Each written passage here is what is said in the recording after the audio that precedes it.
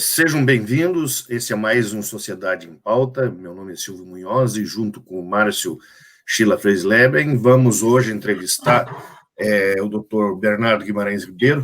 O Dr. Bernardo é procurador do Ministério Público do Trabalho e autor de uma das grandes obras que apareceram nos últimos anos, o livro que se chama, está aqui na minha mão, Nadando contra a Corrente, que eu recomendo firmemente que todos comprem. Inclusive nós temos ele na livraria do tribunalivros.com.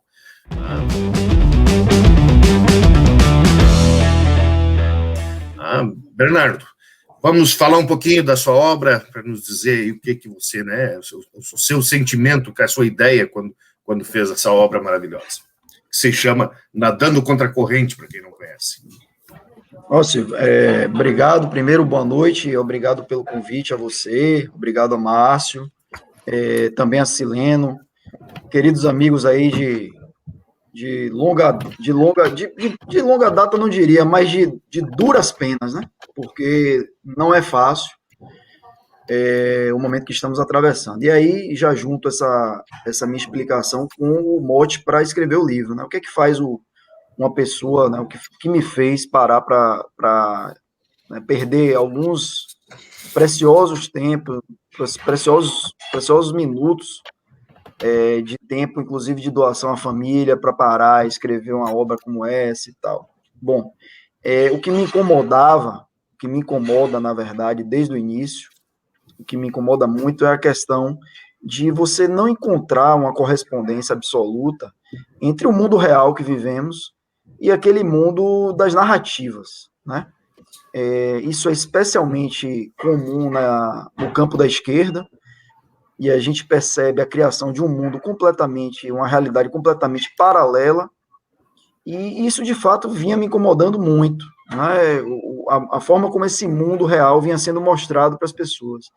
E, infelizmente, em razão do completo domínio que existe hoje sobre as grandes mídias, isso vinha se impondo, na verdade, vem ainda se impondo de uma forma muito dura sobre as pessoas que, infelizmente, por diversas razões, a gente não pode nem criticar, as pessoas, infelizmente, estão à mercê dessa manipulação midiática, né?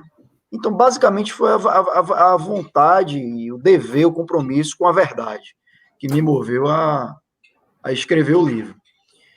A gente está vendo agora aí, nesse momento agora, inclusive, está bem em voga aí essa questão ambiental, né? A questão da Amazônia, questão agora mais recente do Pantanal, e embora eu não tenha tratado especificamente desses temas no livro, mas de forma tangencial aí eu abordei de alguma forma, falei bastante sobre a questão das mudanças climáticas, né? As ditas mudanças climáticas, que virou esse jargão aí, esse genérico, esse termo lacunoso, impreciso, né, fluido, que serve para tudo, né?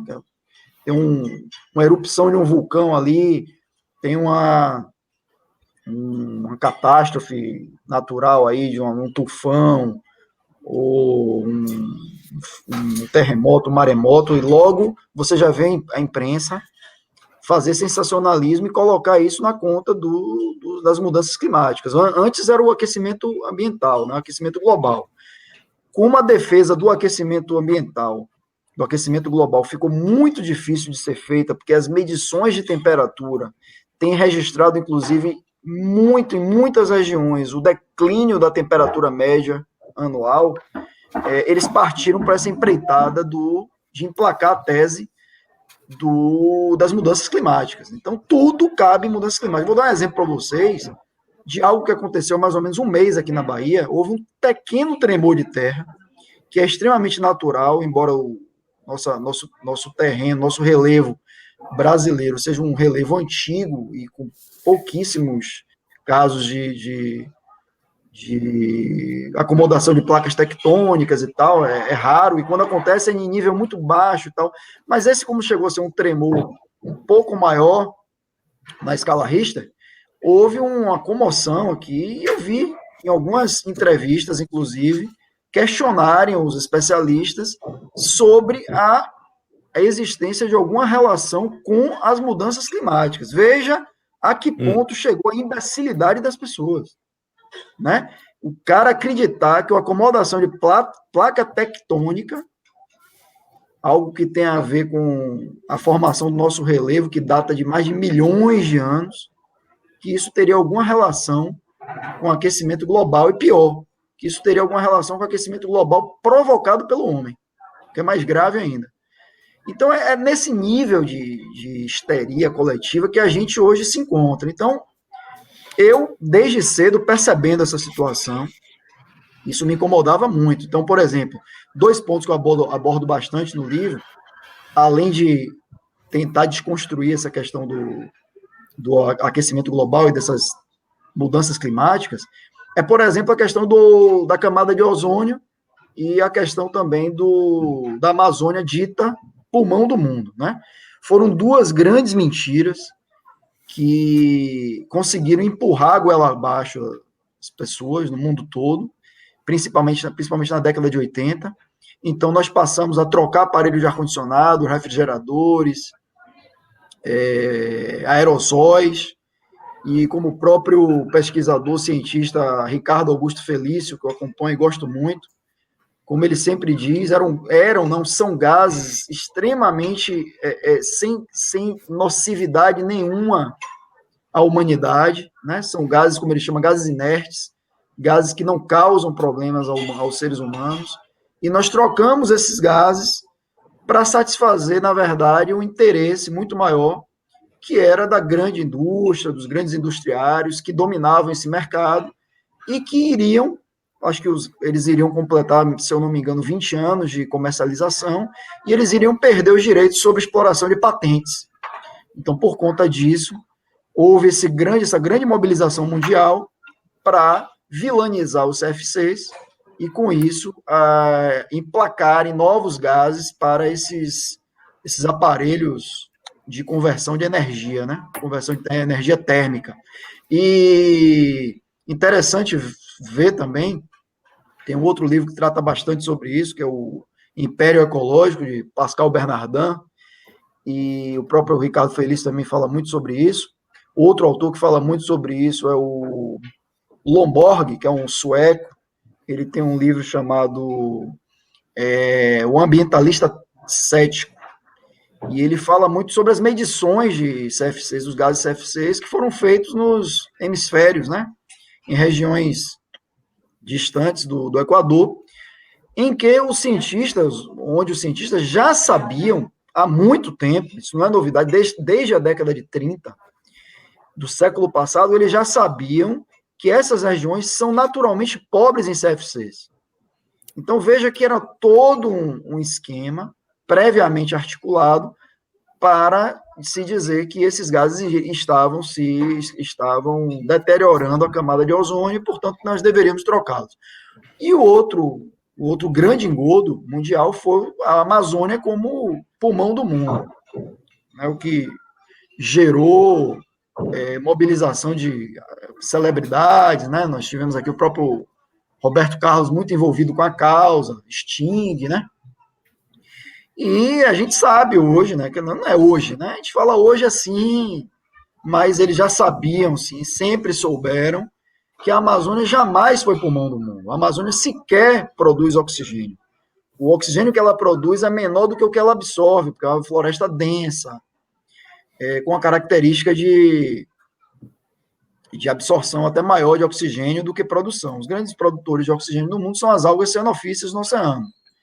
E isso foi omitido da população mundial para atender outros interesses. Da mesma forma como estamos vendo hoje. Existe hoje já uma grande articulação mundial para pôr na conta, no colo desse governo, como se esse governo fosse o grande responsável pelo que está acontecendo hoje na Amazônia e no Pantanal. E quando nós vamos ver a escala... Na realidade, em anos anteriores teve mais desmatamento, mais queimadas que hoje, né? Exatamente. Você vê lá o histórico, desde quando existe, né, as medições, E, de longe, esse ano, 2019 não foi, nem 2020 foi o ano de maior desmatamento, nem de queimada, nem nada disso, né? Mas a imprensa mundial, a imprensa brasileira e as ONGs, principalmente as ONGs, que têm grandes interesses, e essas celebridades de ocasião, essas celebridades que aparecem aí sempre quando há interesses escusos por trás, jamais se manifestaram, né? E as pessoas não se questionam sobre isso, né? No mínimo estranho. O Bernardo, ao longo da sua fala, você sempre cita governos mundiais, autoridades, interesses. Nós entrevistamos aqui o professor Ricardo Felício, e justamente o nosso assunto com ele foi a ONU e a agenda mundial.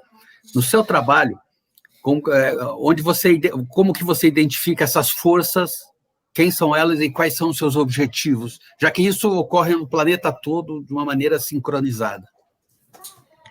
Perfeito, Márcio. O Pascal Bernardin, esse livro dele, O Império Ecológico, por exemplo, tanto o Maquiavel Pedagogo como o Império Ecológico, são livros que ele faz questão de trazer esses documentos dos organismos internacionais muito bem detalhados, né? Então é interessante a gente ver isso. Então, para as pessoas que tiverem curiosidade, que às vezes pensam que se trata de um grande... é a tal da teoria da conspiração, né? Quem acha que é teoria da conspiração não pode deixar de ler Pascal Bernardin em relação ao tanto o Maquiavel Pedagogo, que você vai ver os documentos da Unicef, como o Império Ecológico, que você vai ver os diversos documentos dessas grandes corporações mundiais, WWF,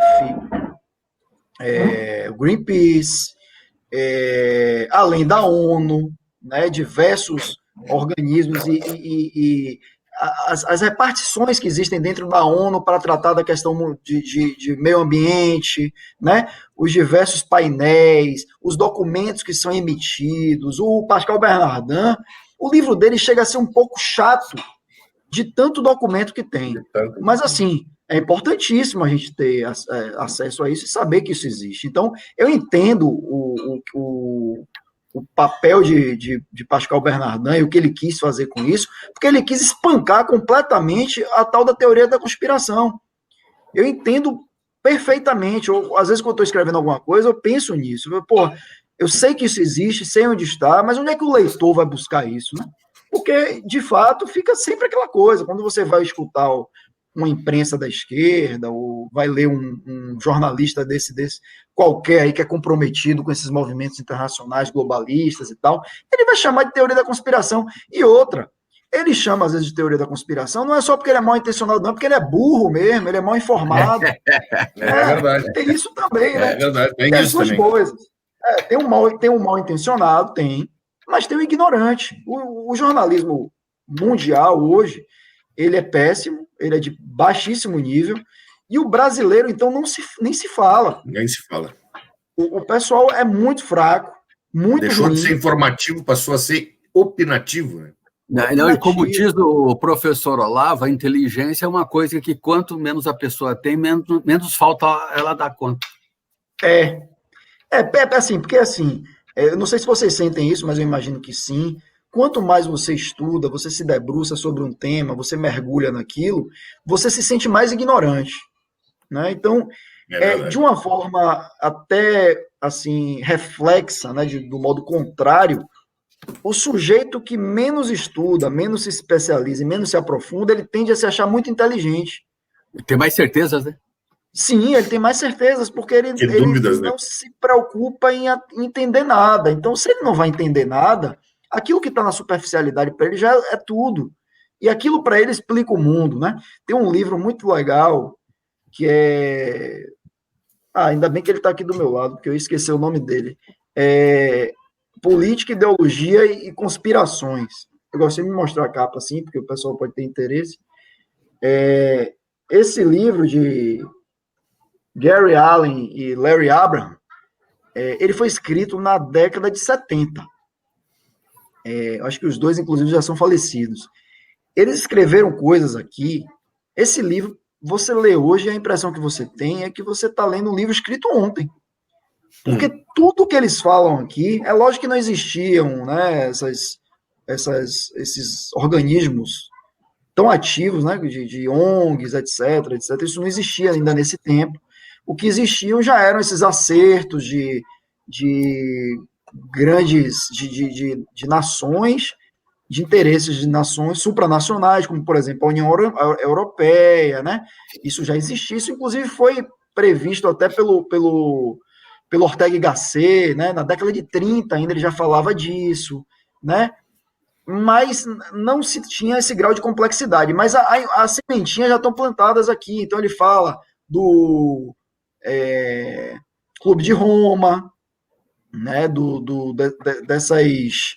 desses organismos ligados aos grandes conglomerados econômicos americanos que financiaram a Revolução Russa. Olha, ele está falando aqui de 1917. Isso é muito antigo. Esse pessoal financiou o comunismo na União Soviética. O nazismo. Então, o nazismo também, ele fala disso aqui, eles falam disso, né? Então, as coisas todas se encaixam. E depois esses organismos internacionais, e aí a ONU é a célula máter, mas a gente tem o Unicef no campo educacional, cultural, você tem a própria OIT, que é o ramo que eu lido diretamente, né? É um organismo completamente aparelhado, um organismo, assim, eles tentam até disfarçar, mas é um órgão totalmente comunista, é um organismo comunista mesmo, assim, as diretrizes, não deixam a menor dúvida sobre isso, né? E aí você tem a OMS, agora que a gente... A OMS, né? Você vê o grau de penetração que a China tem dentro da OMS, é absurdo. Então, uma pessoa hoje que tem dúvida sobre isso é uma pessoa desinformada. Não dá mais para chamar de teoria da conspiração. Fica até feio. Fica feio, porque você vê um tentando cobrir o outro, né? A OMS tentando provar que a China fez de tudo o que estava ao alcance dela para evitar a pandemia. Do mesmo lado, a China tenta dizer lá que a OMS estava certa. E você vai ver aquelas figuras bizonhas dentro da OMS, um cidadão de um inglês horrível, um inglês macarrônico, um sujeito daquele, ele não tem, você vê que ele não tem competência para estar ali. Noves fora, a origem dele, a procedência dele, não é porque ele é africano, né? Não tem nada a ver com isso. É porque você vê que o sujeito não tem preparo, ele nem médico é, para começo de história, né? As mesmas pessoas que exigem que o ministro da Saúde aqui seja médico, não dizem absolutamente nada sobre o Tedros lá. Tanto faz, né? Pode ser o que for. Aí tá tranquilo. Ao contrário, né, Bernardo, nesse episódio todo da pandemia, ao invés de ajudar, o MS atrapalhou, porque, né, fez demorar o combate, porque dizia que não se transmitia de humano para humano, e tantas outras coisas, né? E a gente sabe encomendadas por quem isso aí, né? E ele fez o mesmo que o nosso ministro da Saúde fez, né? Fez política. Sim. Fez política. Totalmente. A ciência foi só uma desculpa para fazer política. A OMS e o nosso médico aqui, que depois foi embora, usou para fazer política. Ele usou 2 horas diárias para fazer palanque, né? Aquilo ali é a maior palhaçada da história do Ministério da Saúde, sem dúvida. E na saída dele... deixa ele fazer a gracinha dele, né? Ele tem direito. Mas não acredito que passe dos 2% de intenções, né? Não vai para lugar nenhum. Não vai para lugar nenhum. Mas causou muito problema, né? Causou muito problema. E a saída dele, aquela saída dele melancólica, pelo menos mostrou, né? Tirou a máscara dele literalmente, né? Uma pessoa que se dizia tão preocupada com as coisas, saiu fazendo festinha de despedida, abraçando, beijando as pessoas e cantando música. Então, isso aí dá o tom do nível desse cidadão. Mas o Tedros, lá você vê a incompetência estampada na pessoa, né? Então, eu não entendo como uma pessoa daquela consegue chegar num cargo mais alto dentro da OMS. Isso só prova como a OMS, todos esses entes, esses organismos internacionais, eles hoje são aparelhados da mesma forma como o Partido dos Trabalhadores fez com as organizações aqui no Brasil, com todas as organizações, com as estatais, com a administração direta, com as faculdades, reitorias. E o resultado da nossa educação reflete exatamente isso aí.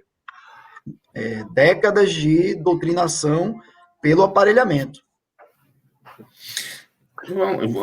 Voltando para até nós vamos dar alguns spoilers do teu livro, né, Bernardo? E nesse cenário está falando aí onde entra o politicamente correto e a ressignificação de palavras que a gente vê tão comum no pessoal da esquerda, né, que se chamam progressistas, democráticos e antifascistas são os fascistas e assim por diante. Veja, eles partem de uma tese, né, que a gente, na linguagem, a gente teria, dentro do signo, né, você tem o significante e o significado. O significante é a coisa em si, né? Esse copo aqui, a gente chama de copo, mas a gente poderia chamar ele de qualquer coisa. E o significado é aquilo que aquela coisa representa para a gente, é o símbolo que ele gera em nossa mente e que a gente apreende. Para esse pessoal, a alteração... veja como isso tem muito a ver, Silvio, com aquilo que a gente já abriu a entrevista falando sobre a verdade. Eles acham que é possível alterar a essência das coisas alterando o nome delas. Tem tudo a ver com mentira, né? Mentira. E aí eu tenho um exemplo que eu gosto muito, que é sempre quando discutem isso comigo, eu pergunto assim, você saberia me dizer em que a vida do negro melhorou no Brasil depois que ele passou a ser chamado de afrodescendente?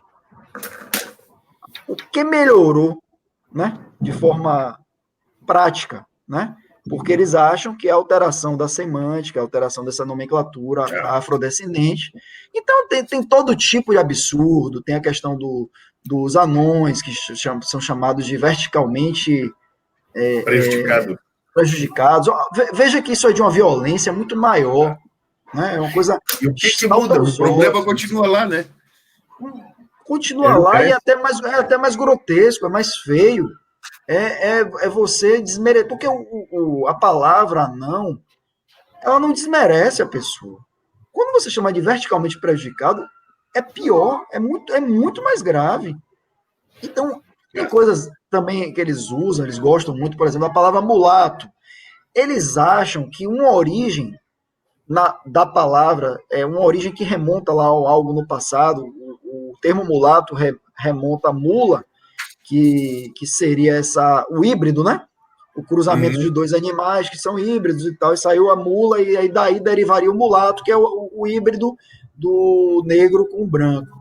Eles acham que uma origem que seria, né, vamos colocar entre aspas, seria uma origem ruim, né, porque teria essa origem no animal e tal, que isso desmereceria hoje a pessoa que é mulata, que é miscigenada e tal.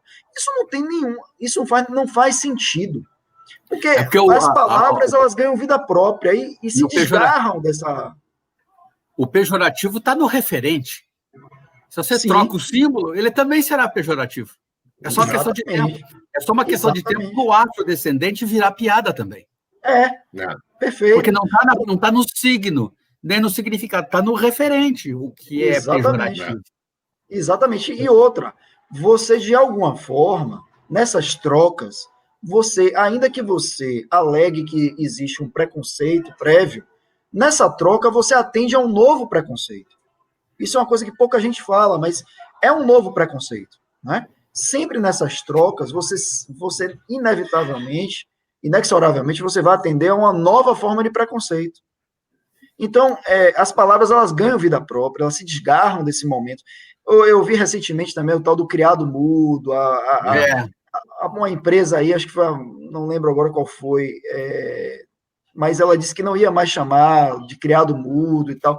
Veja, Um adolescente hoje, nós que já temos uma certa idade, nós até sabemos a origem disso. Um adolescente, uma criança hoje, não tem a menor noção de que criado mudo faz referência a criados que eram escravos e ficavam ao lado dos patrões. Isso perde, essas informações elas vão se perdendo ao longo dos anos, e trocar a linguagem não vai alterar absolutamente nada. Isso é apenas pólvora para esse pessoal ter pauta para poder militar. Né? Eles precisam de militância. A esquerda precisa de militância. É por isso que eu sempre digo que a esquerda não tem o propósito de resolver problema nenhum. Não pode ter propósito de resolver. Porque na medida em que ela resolve o problema, ela esgota a fonte de militância dela própria. Né? Então, as cotas raciais... Elas vivem disso, né? E aí, Silvio, já que você quer abordar temas que estão no livro e tal, falando especificamente de cotas raciais, que também está na moda agora. Até para trazer para a atualidade, né, Bernardo? Teve agora há poucos dias aquela loja que vai fazer um trainee só para pessoas afrodescendentes, né? Só para negros, né? Voltou à moda de novo. Então, assim, nessa questão das cotas, mais especificamente falando das cotas raciais, o que acontece? Tem um livro de Thomas Sowell, que ele fala, o nome do livro é, acho que Ações Afirmativas no Mundo, uma coisa assim. E ele faz um estudo empírico, 8 países, se eu não me engano. Ele nem trata do Brasil, mas ele faz um estudo de 8 países. E a conclusão final é de que não adianta nada, absolutamente nada, como a gente já sabe que é assim, e que essas cotas servem apenas para alimentar mais ressentimentos, criar novos pontos de atrito entre as diferentes classes, diferentes raças, etnias, etc. E para servir para sempre se pleitear, novas minorias aparecerem pleiteando novas cotas. E se você for pegar a história do Brasil, você vê que a previsão de Thomas Sowell, ela se aplica perfeitamente ao Brasil. Então, o Brasil começou, vamos lá. Primeiro caso de cotas raciais no Brasil surge uma lei estadual no Rio de Janeiro. Se eu não me engano, década de 90. Isso começa lá no Rio de Janeiro. Raça. Depois a gente começou a ter cotas para indígenas. Depois começamos a ter cotas para quilombolas. Depois começamos a ter cotas para mulheres. A gente tem cota para mulher no Brasil, sim, para partidos políticos, né? E parece que eles vão ampliar agora, eles estão com a proposta de ampliar. Essas cotas evoluíram, hoje já tem concurso saindo, privilegiando, dando cotas para comunidades LGBTs. Temos cotas, aqui na Bahia nós temos universidade que abre cotas para filhos de sem terra. Né? Então, isso é uma coisa que não para nunca. Temos também para indígenas. Né? Isso não para nunca, seja em percentual, seja em novas categorias, que são chamados grupos de pressão, que pleiteiam novas cotas para atender interesses pessoais. Então, a previsão de Sowell, ela vem se confirmando no Brasil como se confirmou em todos os países.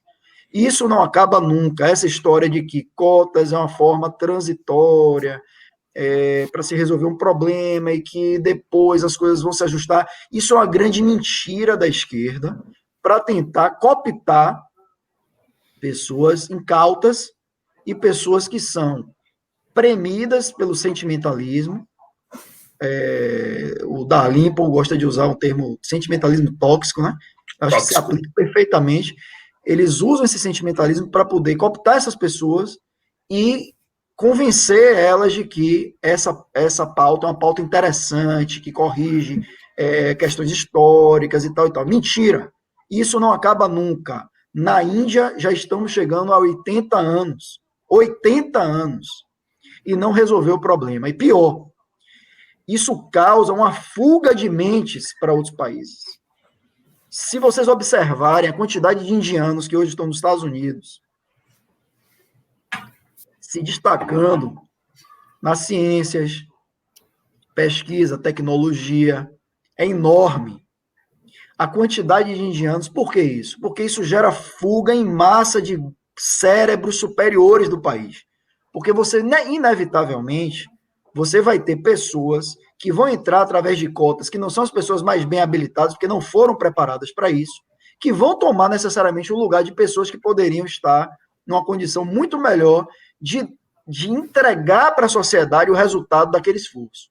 Né? Isso goste se não goste, ache ruim, chame de racista, seja o que for, isso é matemático. Você está tirando uma pessoa habilitada para colocar uma desabilitada. E não adianta dizer que a universidade corrige, não corrige. Os professores são orientados, sim, a baixarem o nível para poder facilitar a aprovação desses alunos. Isso hoje já se sabe. Hoje que a espiral do silêncio, a bolha da espiral do silêncio está sendo estourada, os professores estão começando a botar a boca no trombone. E isso está começando a aparecer. Né? E a gente tem um rebaixamento do nível das pessoas. Você não tem uma elevação, você tem um rebaixamento. Ah, Bernardo, qual a solução? A solução é o que a esquerda não quer.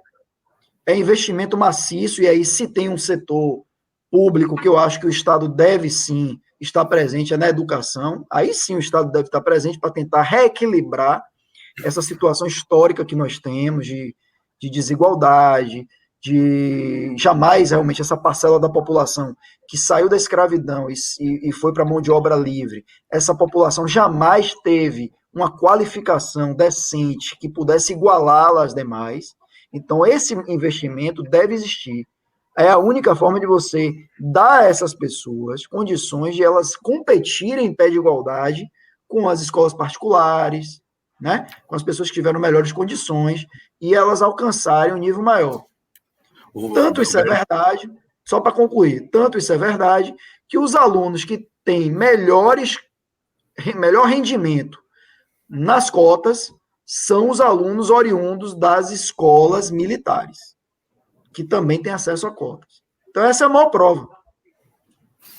O Bernardo, esse rebaixamento do nível intelectual, essa abertura para as universidades, as cotas, eu vejo da seguinte maneira: essas pessoas não terão uma formação de qualidade, o mercado irá filtrá-las, o mercado vai fazer... Essas pessoas não entram para o mercado de trabalho.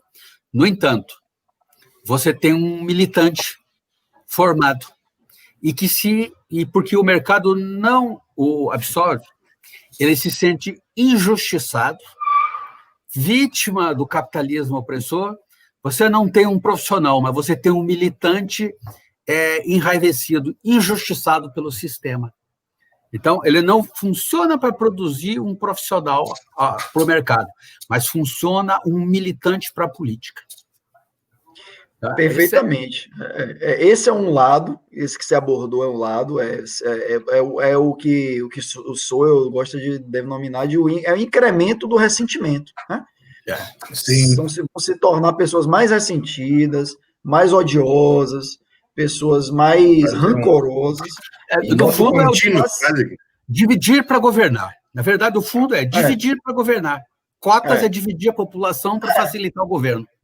Perfeito, porque assim, quando você divide a sociedade em minorias, né? Veja que cada dia que passa surge uma nova minoria, né? Cada minoria, porque no final das contas, se nós formos achar entre nós um traço distintivo, todos nós podemos, de alguma forma, nos combinarmos e formar uma minoria. Nós aqui podemos formar, por exemplo, a minoria do Ministério Público do Trabalho conservador. Né? A gente vai achar um elo comum. Que usa óculos. Pois é, que usa óculos. Entendeu? Mas é exatamente isso que eles estão fazendo, porque, olha, veja que hoje, por exemplo, por conta disso, já existem, por exemplo, movimentos feministas negros que se opõem às feministas comuns, né? As feministas brancas, no caso, né? O Bernardo, não tem agora a associação não tem o evento agora que é a Associação dos Magistrados Negros? Eu vi isso. Eu vi também. Um congresso dos Magistrados Negros. Que provavelmente vai, de alguma forma, achar uma partícula de ódio aos magistrados que não são negros. Não são negros. Né? Porque o Vão ponto se é achar esse. injustiçados. Você precisa achar aquela partícula de ódio que lhe antagoniza com o rival, né? Que o rival é a massa que representa a maioria. Todos os estudiosos dos movimentos de massa, eles abordam isso exatamente. Você precisa se confrontar com a massa, né? Você cria aquele bloco que é uma massa também, de certa forma é uma massa, coesa, ainda que a gente chame de minoria. Veja que a gente chama mulher de minoria, sendo que as mulheres são a maioria da população. Né? Então, não existe uma correspondência exata entre maioria ou minoria e número. Isso é importante dizer. Não tem nada a ver. Até porque, se você vê o IBGE hoje diz que no Brasil, 70% a 80% da população se declarou negra ou parda. Mas são minoria. Né? Minoria. Exatamente, é outro exemplo.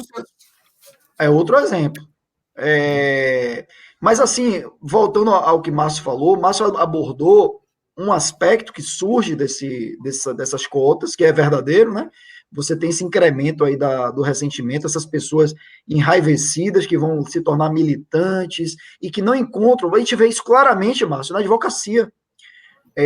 Aquela abertura absurda de vagas que aquele criminoso daquele finado Paulo Renato, né? Ele é o autor intelectual disso aí, né? Desses cursos jurídicos que se propagaram a ponto do Brasil. Pasmem. Vocês sabem desses dados, mas talvez o espectador não saiba. Nosso público não. Nós ainda temos, né?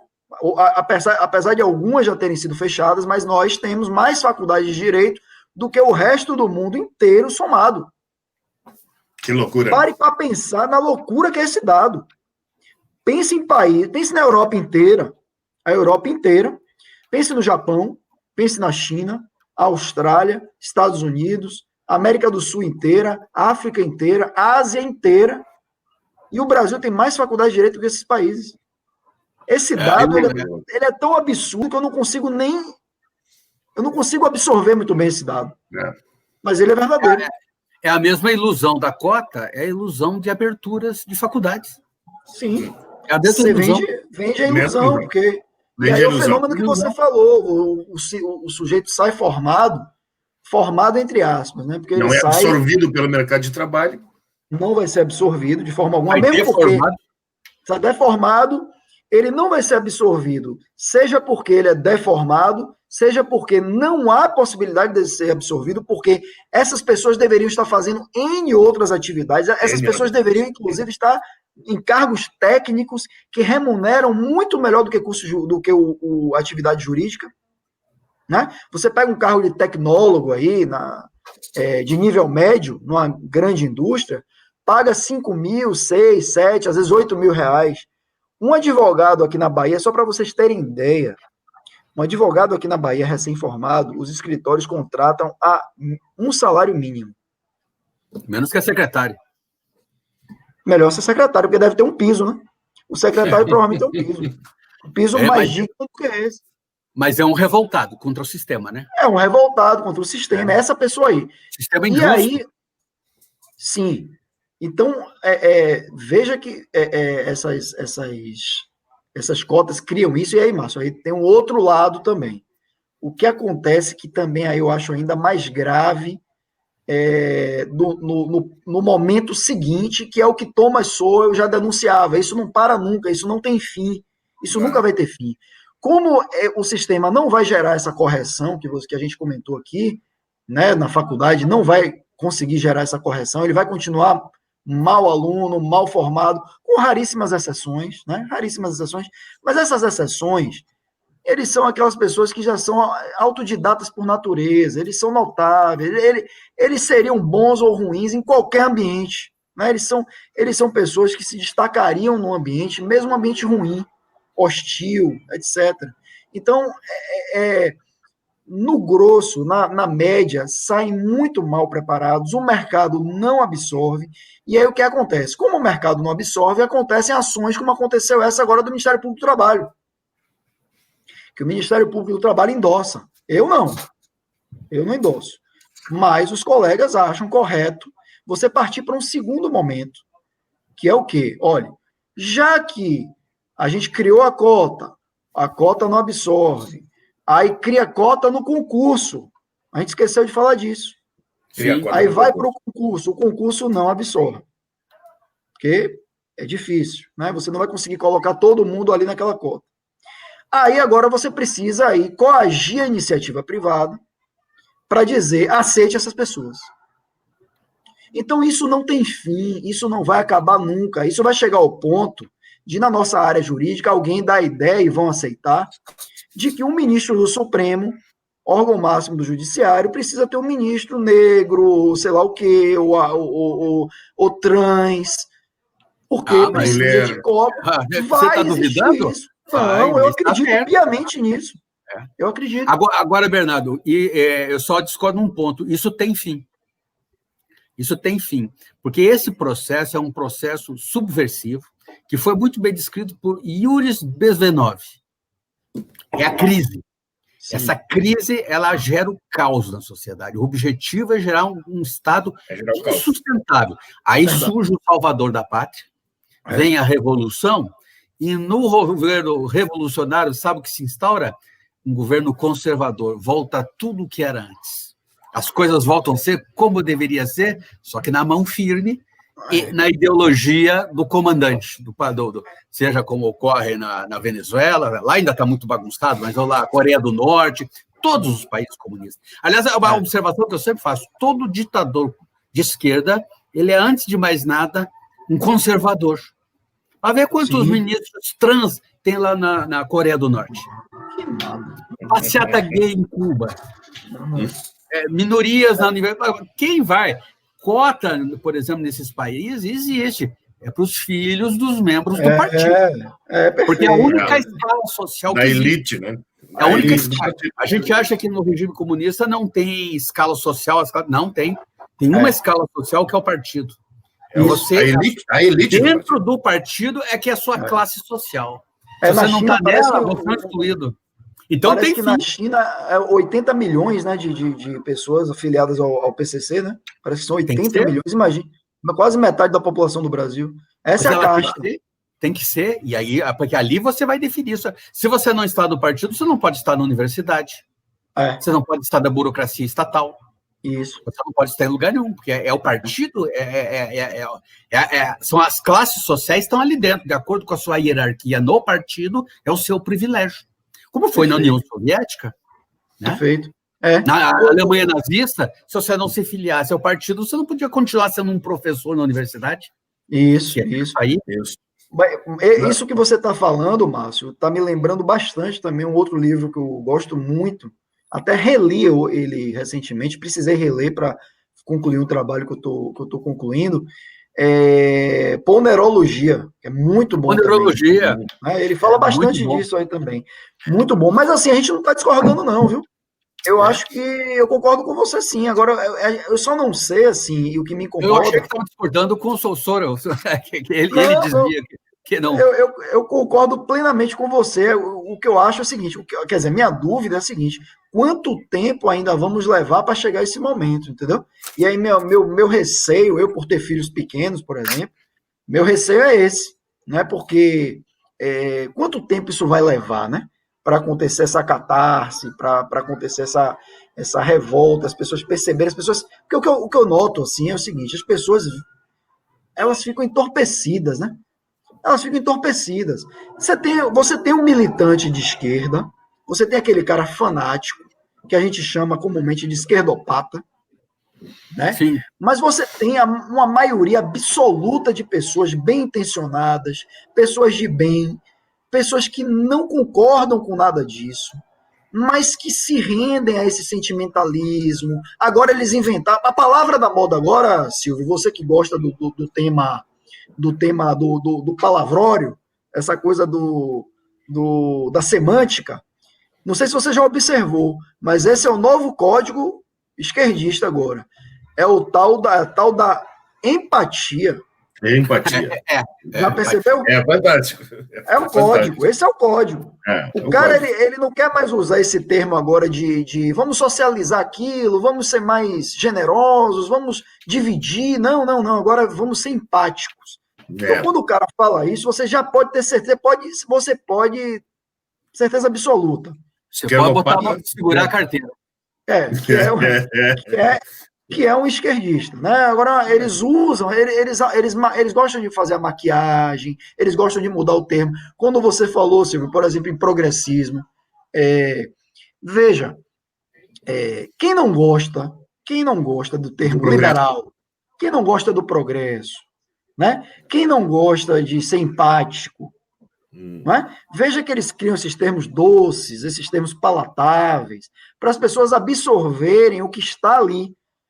Outro dia eu deparei também com uma questão interessante em relação às mulheres, que foi o compartilhamento de imagens das próprias mulheres em preto e branco, né? E aí eu vi milhares de mulheres que eu sei que não são de esquerda, mulheres de direita, inclusive, compartilhando assim e falando do tal da sororidade. Então, sororidade é mais um desses termos criados pela esquerda para capturar a mulher e até homens também, porque hoje nós temos os feministas, né? Essas figuras curiosas, né? Os feministas. E esse pessoal é capturado por esse palavrório da esquerda para se tornarem mais, né, para eles irem se ambientando com o feminismo, para irem gostando daquilo e de repente caírem na rede. O que eles querem simplesmente é lhe capturar. Então eu vi as mulheres fazendo isso, eu comecei a falar e a discutir, a explicar o que estava acontecendo, porque sororidade, o que as mulheres feministas querem dizer com isso? Elas querem dizer que as mulheres devem ser empáticas umas com as outras. Evitar aquela coisa de rotular uma mulher, de falar mal, porque dizem elas que as mulheres gostam muito de criticar as outras. Agora, o que eu quero dizer é o seguinte, as mulheres fazem isso por imposição masculina? Isso parte do universo masculino ou é uma coisa típica da competitividade feminina, que é muito acirrada? E a gente sabe disso. Nós, homens, competimos de diversas outras formas. Nós competimos muito intelectualmente, é verdade. Nós competimos muito esportivamente. Você pode ver qualquer criança do sexo masculino, o grau de competitividade entre meninos é muito mais alto do que entre meninas. Mas as meninas têm uma tendência natural a competir em termos de beleza. Então, isso é uma característica do universo feminino. E elas querem impor essa pecha também ao machismo. E essa coisa da sororidade nada mais é do que dizer o seguinte, olha, não critique as mulheres, simplesmente não critique as mulheres. A minha opinião é a seguinte, critique, seja lá quem for, estando certo, elogie, estando errado, critique, seja homem ou mulher. Né? A crítica tem que existir. Agora, por que a tal da sororidade, agora a mulher deve entrar nesse aprisionamento ideológico, ela agora vai deixar de criticar uma outra mulher? Quer dizer, agora a mulher não pode mais falar da outra mulher? É isso que o feminismo quer. Eles querem impor essa pauta, entendeu? E as mulheres estavam entrando nessa desavisadamente. O feminismo é um outro assunto que tu fala bastante no teu livro, tens um capítulo sobre ele, né? E parece assim, a impressão que tu passa, né? A ideia que tu passa é de que houve um desvirtuamento total daquela que era a ideia inicial do feminismo. Aí hoje, na realidade, estariam sendo usadas essas pessoas para esses fins políticos, né? Seria um sufragista, né? Ele era sufragista no início? Ele era sufragista no início, isso. Exatamente. Inclusive tem um livro bem legal também que fala sobre isso, aí eu também recomendo, que é o livro Negro da Nova Esquerda, que é de 2 autores argentinos. Muito bom. É Agustín Laje, esqueci o nome do outro agora. Mas o livro é muito bom para entender essas questões identitárias, de gênero. Eles vão lá falar sobre essas experiências, né, essas experiências sociais que são feitas, de troca de sexo, onde isso levou, o que aconteceu. A gente está vendo agora aí, por exemplo, só saindo um pouquinho do tema, mas eu já volto, Silvio, mas eu vi recentemente agora uma americana, ela, inclusive, interessante esse livro dela, porque ela era uma adepta e ela era um entusiasta dessa questão da mudança de sexo. Ela, inclusive, pelo que eu percebo lá, ela era ligada mais aos democratas americanos, portanto, mais de esquerda e tal, mas ela foi fazer essa análise de realidade, que é essa coisa empírica, né? Que nem todo mundo está afim de fazer, que é o que eu falo aqui, em busca da verdade, né? A gente não pode se render à mentira, tem que ir atrás da verdade. O compromisso nosso tem que ser com a verdade. E ela foi atrás dessa verdade e ela percebeu um mundo completamente dissonante da realidade, né? O que a esquerda vende? Não, troque de sexo, você está insatisfeita com o corpo, troque de sexo. O que ela percebeu? Essa insatisfação do jovem com o corpo, ela é muito comum, muito mais do que a gente imagina. E nos Estados Unidos, praticamente virou uma febre essa coisa de a insatisfação com o próprio corpo do adolescente levava automaticamente a uma proposta do próprio médico de mudança de sexo. Então, são coisas absurdas. Então, ela relata a quantidade de casos de pessoas de arrependimento, de pessoas altamente com problemas sérios de depressão, de suicídio, de uma série de questões psicológicas gravíssimas, né, por conta dessa ideologia de gênero absurda. Eu não posso aqui afirmar que não existam casos de pessoas que estão convictas, mas as pessoas precisam de um amadurecimento para isso. As pessoas precisam, pelo menos, fazer uma idade madura, 21 anos de idade, né, uma idade que você realmente tenha convicção plena.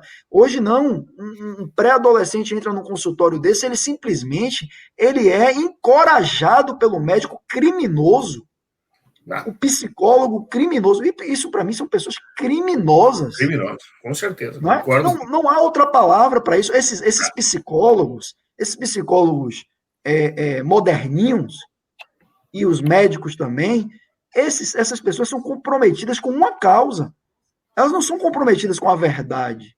Elas não são comprometidas com a saúde física e mental daquela pessoa.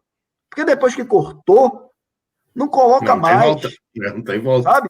Isso é muito grave, isso mexe muito com a cabeça. Então, é necessário a pessoa ter um desenvolvimento pleno, tanto físico como psíquico. E a gente vê hoje as pessoas brincando de ser Deus, de muda a hora que quer. Então, os argentinos, eles falam de alguns exemplos aí de mudança de sexo lá que aconteceram nos Estados Unidos, e coisas horrorosas aconteceram, né? Um caso da década de 70 que aconteceu lá. Mas agora isso está voltando com força total nos Estados Unidos, infelizmente. E essa questão do feminismo... Sim, fale, Márcio. É só um comentário, e a grande verdade é que na modernidade o homem pensa que é Deus, ele pode definir o bem, o mal, o certo, o errado, qualquer coisa, o sexo, ele pensa que é Deus, né? Ele foi seduzido pela promessa da serpente, sereis como Deus, e ele acreditou, ele pode definir tudo.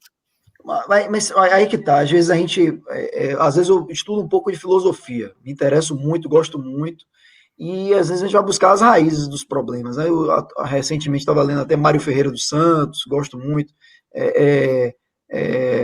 o livro agora esqueci o nome, o Filosofias da Afirmação e da Negação, espetacular o livro, mas aí você vai ver quais as origens de tudo que a gente está vivendo hoje.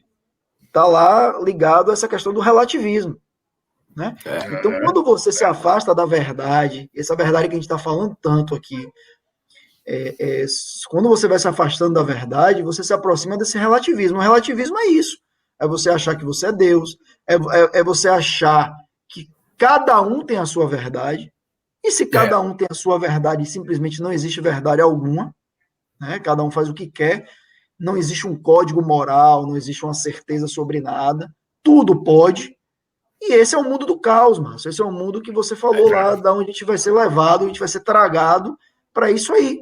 Infelizmente, a gente vai ter que ainda decrescer muito moralmente, degradar muito, eu também até chegar nesse fundo do poço aí. Mas, voltando um pouquinho, Silvio, a questão só para não deixar sem resposta, sim, o movimento feminista, nas origens, ele é um movimento assim, que tem uma importância muito grande, e uma questão moral de grande relevância. Ninguém pode negar isso, né? Como é que você podia negar o direito a voto à mulher? Como é que você podia negar a ascensão política, né, no sistema eleitoral à mulher? Isso não faz o menor sentido, né? Agora, o que isso se tornou com o tempo é uma total deturpação, que virou aquilo que a gente estava conversando antes aqui. Virou um movimento. O feminismo hoje é um movimento que joga as mulheres contra os homens a todo instante. Tudo é culpa do machismo, tudo é culpa do patriarcado, né? Tudo é nossa culpa. Nós temos culpa até do fato da mulher querer andar bonita, querer se vestir bem, querer comprar uma bolsa legal, um sapato legal, uma roupa de um grande estilista. Agora, nós somos os culpados disso, sendo que toda a moda mundial é ditada por estilistas gays. Bem tá isso. Mas, Bernardo, é brincadeira, né? Quando o papo é bom, passa rápido, né? A gente não se deve nem conta do tempo. Nós já estamos aqui com 55 minutos de entrevista, então gostaria para ter uma segunda. Uma segunda, sim, vamos ter que chamar de novo. Faltou muita coisa para a gente conversar, né? Sim. Falta um monte de coisa para a gente conversar. Vamos encaminhar para tuas considerações finais aí, te agradeceram mais uma vez a disposição para estar aqui ter essa conversa com a gente do Sociedade em Pauta, né? Que é esse programa que faz o Ministério Público para a Sociedade em parceria com o Tribuna Diária. Então, passo as tuas considerações finais, depois o Márcio encerra o programa. Bom, eu só posso agradecer a vocês pelo convite e dizer que eu estou sempre à disposição, é um prazer, né? Como você falou, um bate-papo, a gente aqui não está dando aula a ninguém, né? Estamos conversando, né? E assim fica mais leve, é bom, é legal. Agradeço a você, Silvio, a Márcio, a Sileno, e queria dizer o seguinte, não comprem um livro se você pensa em ser doutrinado, né? Não quero, não é isso.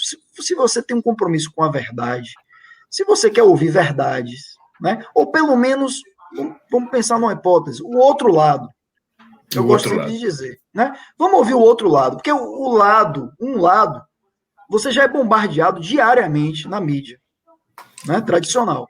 Então, você já não aguenta mais ouvir que o planeta está aquecendo, que o planeta vai explodir, que nós somos os culpados de tudo, né? Então, agora, dê-se ao trabalho de buscar uma outra fonte de informação, né? Sobre N aspectos, esses todos que nós conversamos aqui, vê um pouquinho o outro lado, veja o que é que o outro lado tem a dizer, compare.